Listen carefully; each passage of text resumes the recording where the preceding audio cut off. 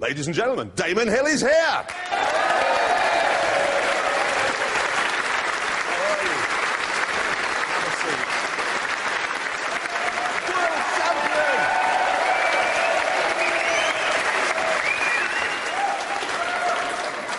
That is a big welcome. That's a fantastic welcome. Thank you very much. Yeah. And obviously I've got to start with a big question. Are you the Stig? Well, I'm glad you asked me that, Jeremy, because I get asked that all the time, and I keep saying, no, I'm not the Stig, but they won't believe me, so okay, I'm going to get a T-shirt. Well, I think I'd have to be standing next to the Stig or something like that to prove that I wasn't the Stig. So if we had the Stig next to me, perhaps that would be proof once and for all. But you see, we can't do that. No, I thought you're not. In fact, breathe on me.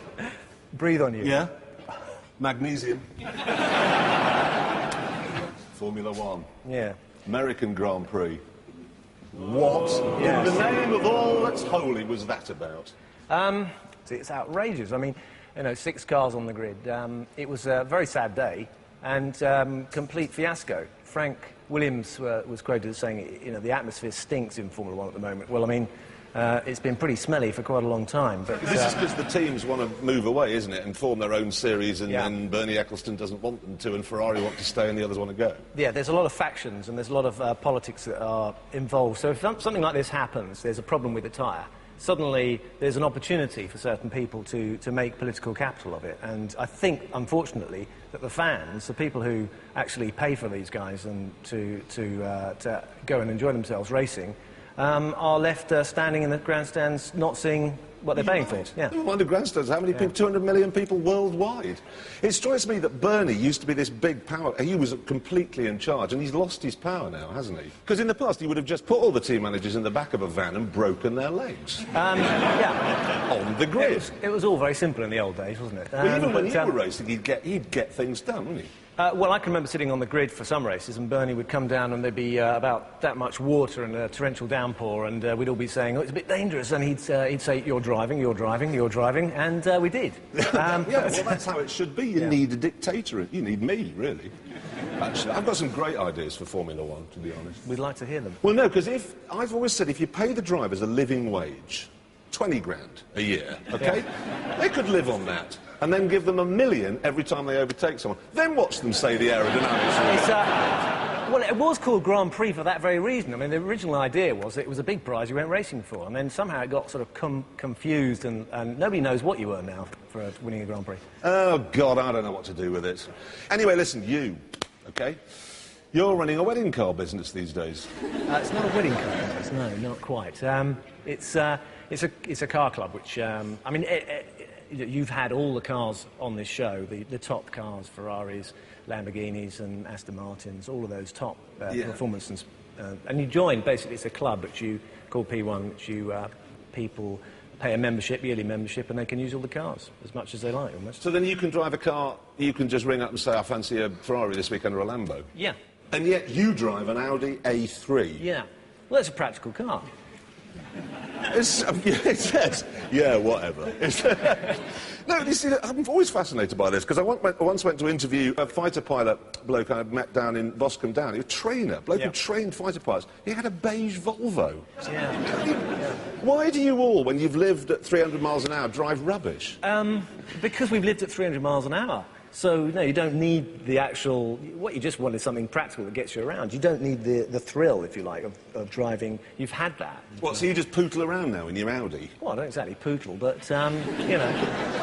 There's too many people driving very wide Ford GTs and left-hand drives.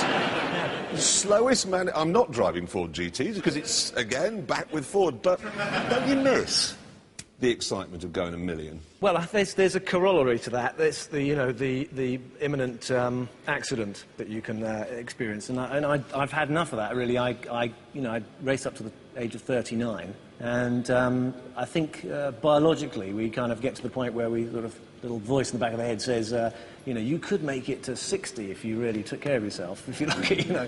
I must confess, it's why I don't do the fighter jet stuff anymore, and I just look at the kids and think, why do I want to go upside down now? But I had enough of it. I don't need it anymore. I sympathise with you.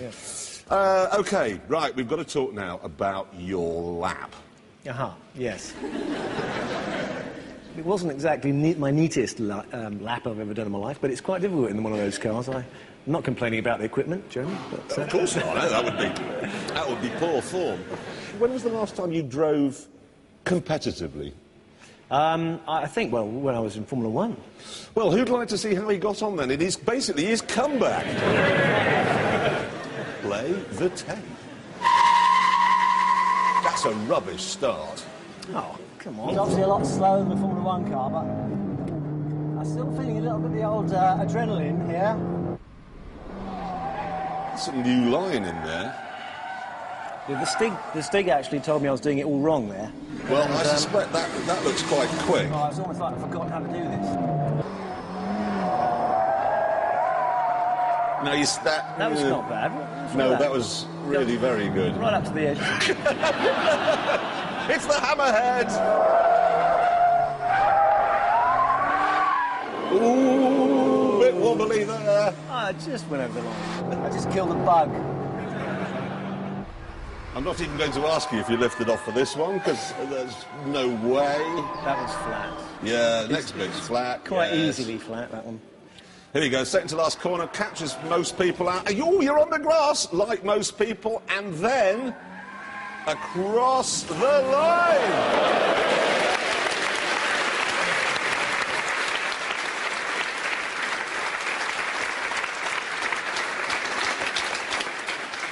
So where do you think you've come here, then? I dread to think, actually. It's going to be a bit of a shock. Come on, tell me. He actually said this morning, well, if I'm not at the top, I'm going to be suicidal. You did it. D. Hill, 1 minute, 50.3 seconds. Which is He actually believed me! He fell for it! Oh, I love that so much!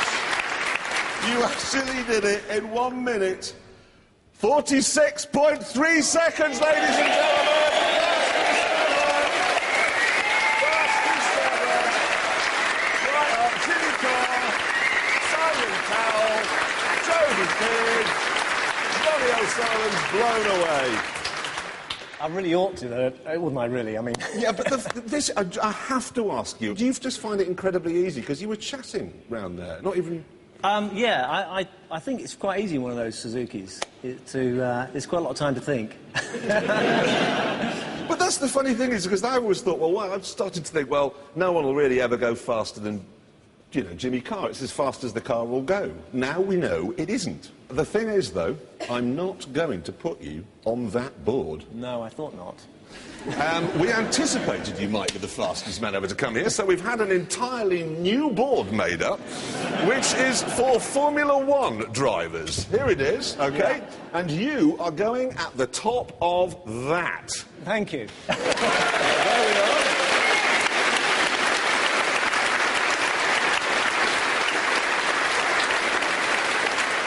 I think this could be a brilliant idea, because now that Formula One racing, well, doesn't really happen anymore, if the drivers, you know, feel the need to come and have a go on a track, they can land their jets here. We have no ad breaks. Yeah. They don't have to wear a hat. They don't have to say for music car was perfect in a press conference afterwards.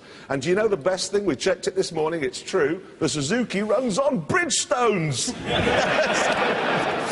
So there you are, you're at the top of that, and if any more F1 drivers out there who want to give it a go, you're more than welcome. Anyway, ladies and gentlemen, Damon Hill!